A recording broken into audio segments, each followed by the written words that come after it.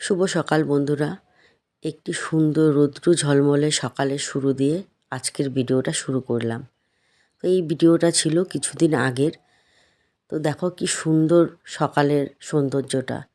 তো সকালটা সুন্দর হলেও আমাদের মন মানসিকতা কিছুই সুন্দর ছিল না। তো আমার বড় মেয়ের কিছুদিন যাবৎ খুবই জ্বর ছিল, মানে জ্বর কমছিলই না। ওষুধ খাওয়ানোর পরও জ্বর কমছিল না। ডাক্তার দেখানো হয়েছে, ব্লাড টেস্ট এসব করা হয়েছে, রিপোর্ট কিন্তু সবই ভালো। তো বর্তমানে ভগবানের আশীর্বাদে মেয়ে এখন আমার ভালো আছে।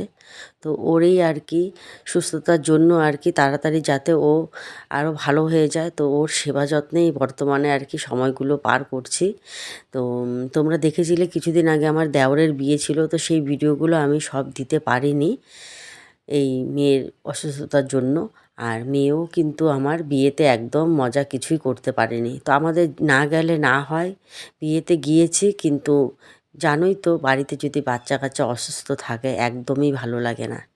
তো যাই হোক, এখন মেয়ে ভালো আছে, অনেক দিন স্কুলও বন্ধ হয়ে গেছিলো, এর জন্যই আমি ঠিকমতো ভিডিও আপলোড দিতে পারছি না।